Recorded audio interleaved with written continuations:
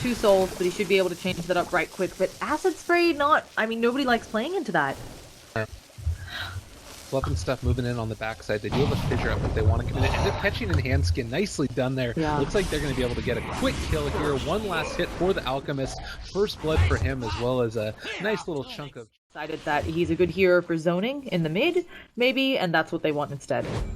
And I guess the other thing is we do end up seeing another little fight up here. Z-Freak up against Jo. Fluff stuff in the area, also trying to tango dodge through the jungle. He is going to finally go down. This Queen of Pain just yells something right on over in his ear, and Alchemist is going to be able to pick on up himself a haste rune, unfortunately. Not going to be the bounty this time. Limp dropping a little bit low, trying to jump on in here. They are going to be able to get the stun down on top of him, and that's another kill.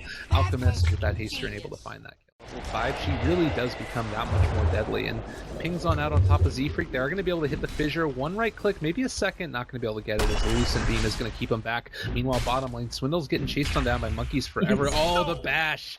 God, they end up getting the kill there. Did have Snowball in solo Limp, or maybe if you end up bringing on in the Earthshaker as well, that's all you're going to take to be able to get a kill. And this is going to be a kill on Swindle yet again. Look at all that damage that comes out. It's just so swift with the medallion.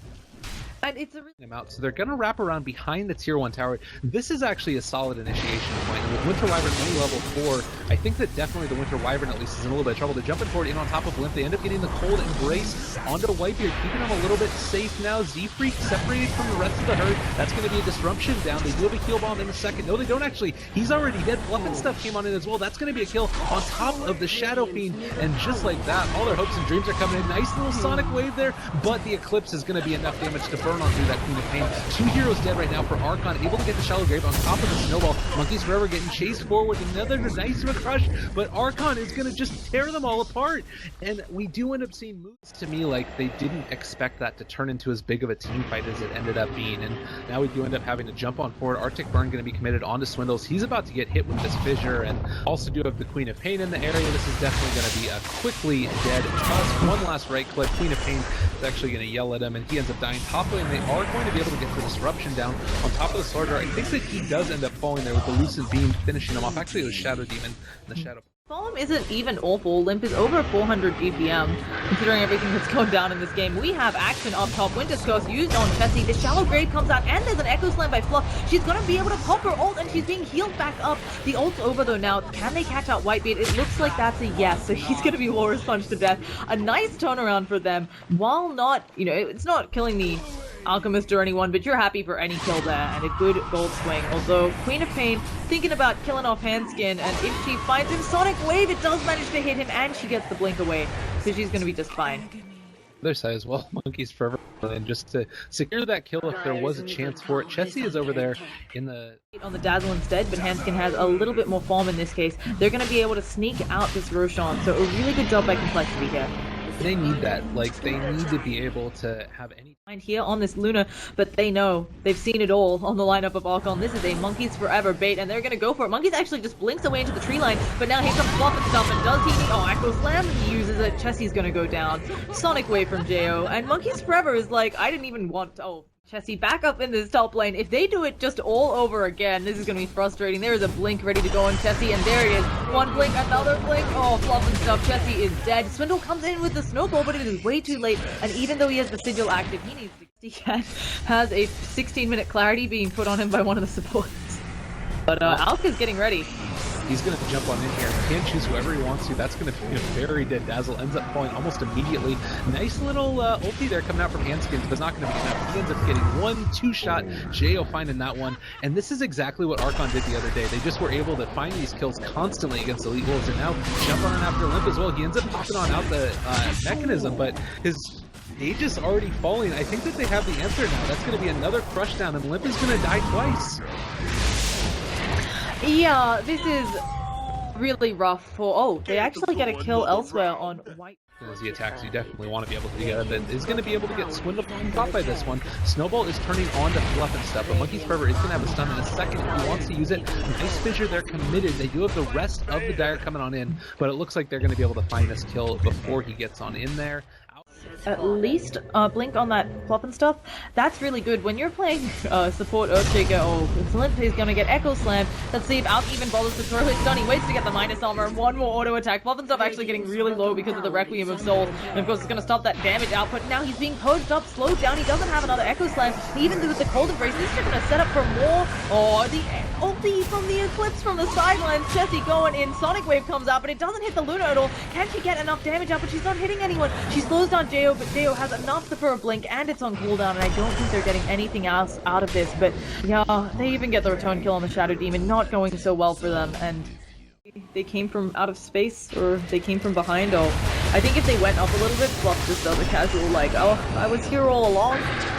Let me kill all of you, but instead we have actions down bottom. It looks like this Shallow Grave comes out in time on Swindles. Is he going to go for a snowball or something? That is on cooldown. The Swindle lost. He's still alive somehow. Can they stop Walrus Punch and a Disruption just in case the Walrus Punch wasn't enough? They'll catch out Whitebeard. And again, at this point, any kill, a good kill for complaint. Way on you, and actually the Eclipse still going, but Jessie needs some help. Lots of minus armor up on her. There's going to be a fissure. Somebody needs to get over here and save that hero, but the blink away. And we've also got Swindles. He's in the snowball. Monkeys forever attacking from the other side. I feel like Archon, or on all sides of this fight, Swindle's gonna want to get on all the way away. Sonic Wave wipes them out as Swindle blinks into that, and now Jo running around with his BKB. Z-Freak's gonna be the casualty now.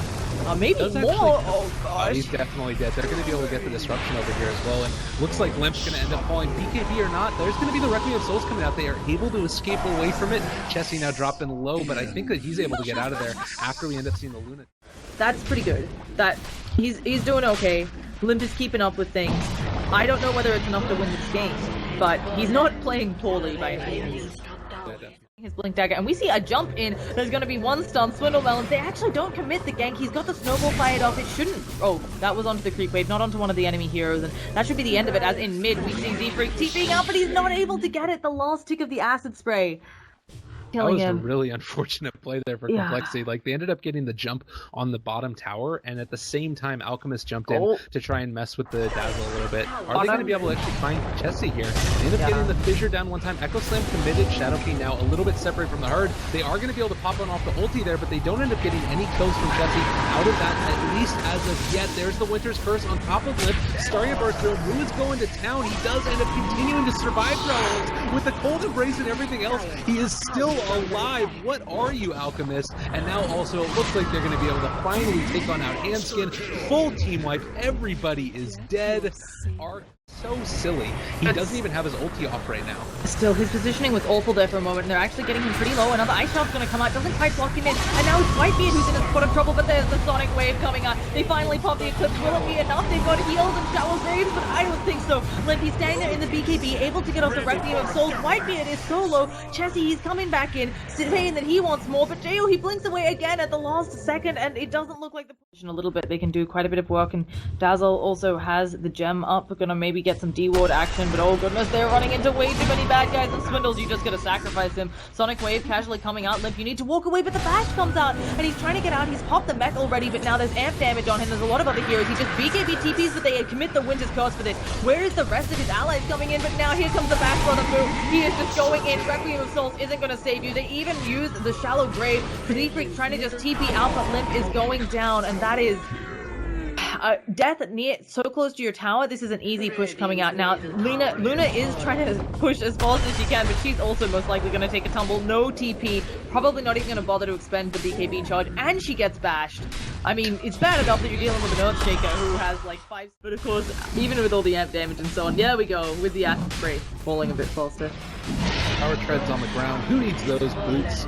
I have boots of travel now. They have these ice shards kind of trap people in, and of course, if someone is being healed up, oh goodness, Slithering Crush going in, Monkeys Forever, he's going to take a bit of damage, but Limp, they pull stuff outside of the Sonic Wave. Doesn't matter, they commit the Echo Slam as well, and that is going to be one buyback force. And now they're going in for more. Handskin taking a lot of damage immediately. He is put in the snowball. Has this Alk overextended? Does he care though? He has an Aegis, and there's no Shallow Graves coming out to save the Luna. There's going to be the the buyback from Limp. He just needs to auto-attack down Moo, but instead he is cold embraced and there's nothing it feels like Limp can do. May as well just Requiem of Souls while he's around, but of course that is first life, and they just decide to call good game.